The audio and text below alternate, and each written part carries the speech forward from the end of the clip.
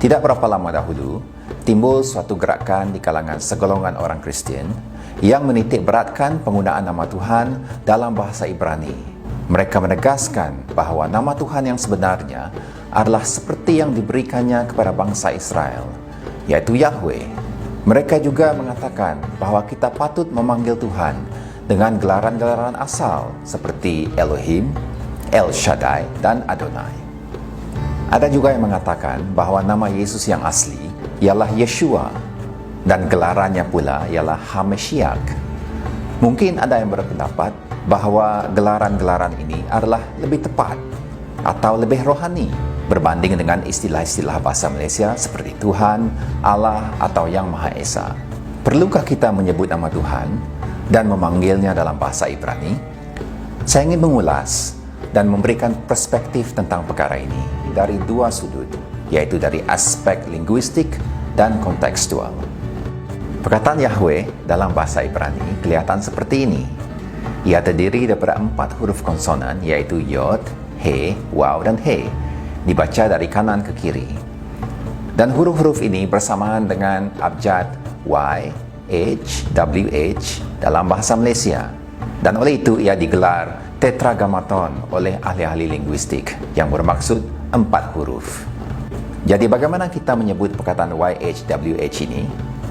Memandangkan tulisan Ibrani kuno tiada huruf vokal, maka sebutan yang tepat bagi YHWH tidak lagi diketahui hari ini.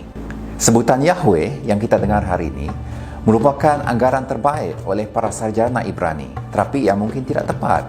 Orang Yahudi sendiri tidak mahu dan tidak akan menyebut nama YHWH. Dalam naskah kitab Perjanjian Lama yang digunakan hari ini, yaitu teks Masoritik, tulisan-tulisan Ibrani telah ditambahkan tanda vokal untuk membantu para pembacanya menyebutnya dengan betul. Namun begitu, tanda-tanda vokal yang ditambahkan kepada perkataan YHWH bukannya bertujuan untuk menunjukkan sebutan yang betul, tetapi sebaliknya ditambahkan untuk menuntun pembaca agar membaca YHWH sebagai Adonai atau Elohim. Amalan ini sebenarnya timbul dari tradisi Ibrani yang mengelak daripada menyebutkan nama YHWH kerana mereka khawatir sekiranya mereka menyebut nama itu sembarangan. Dan sampai hari ini, orang Yahudi akan menggantikan sebutan nama YHWH dengan perkataan seperti Adonai, Hashem, dan HaKadosh Baruch Hu. Yang menariknya, jika huruf-huruf Yod, He, Waw, He ini ditambahkan dengan tanda vokal yang diambil dari perkataan Adonai, ia akan menghasilkan sebutan Yehovah. Inilah asal-usul perkataan Jehovah dalam bahasa-bahasa Eropah, sedangkan orang Yahudi sendiri tidak pernah melafazkannya sedemikian rupa. Bagaimana pula dengan perkataan Elohim? Perkataan ini sebenarnya berasal dari istilah El, yang merupakan sebuah perkataan umum yang digunakan dalam dunia Timur Tengah kuno untuk merujuk kepada para ilah atau dewa. Namun begitu, dalam kitab Perjanjian Lama, Elohim paling banyak digunakan untuk merujuk kepada Allah Israel lebih 1000 kali. Sebab itulah ramai orang menganggap bahawa Elohim merupakan gelaran bagi Allah Israel sahaja.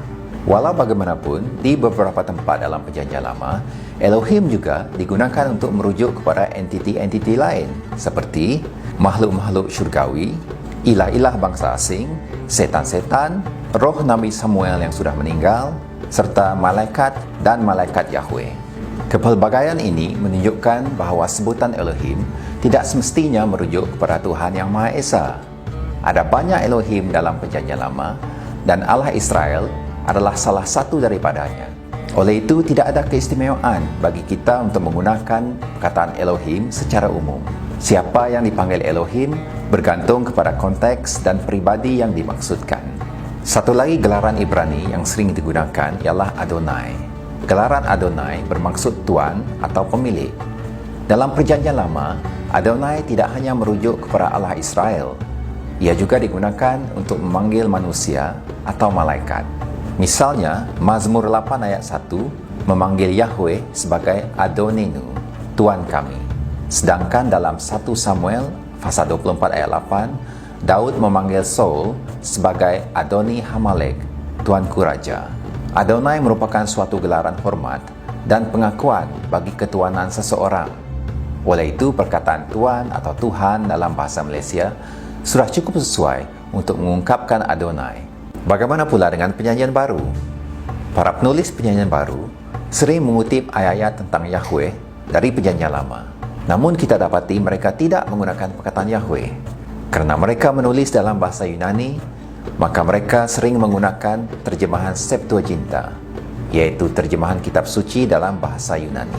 Dalam Septuaginta, perkataan Yahweh sering diterjemahkan sebagai Kurios, yang membawa maksud Tuan atau Tuhan dalam bahasa Yunani.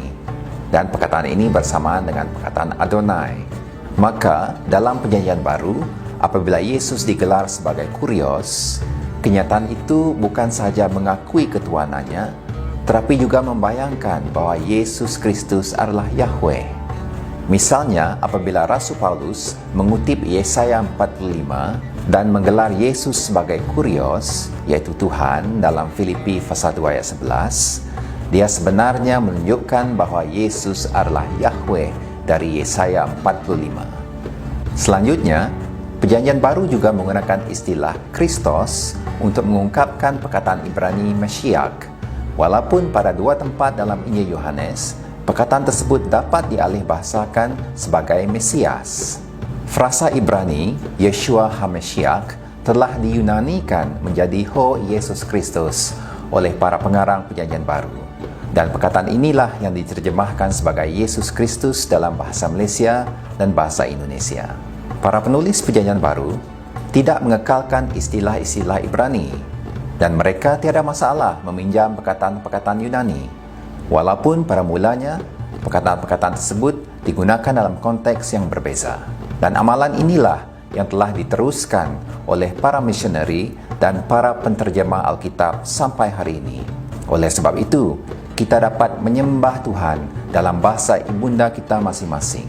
Saya berpendapat ada suatu perkara yang lebih penting daripada soal penggunaan nama Tuhan dalam ibadah, yaitu soal identiti. Siapakah Tuhan yang dipanggil dan disembah itu? Jadi adalah lebih penting bagi kita untuk mengenal pribadi Tuhan daripada menyebut nama Tuhan dalam bahasa asalnya.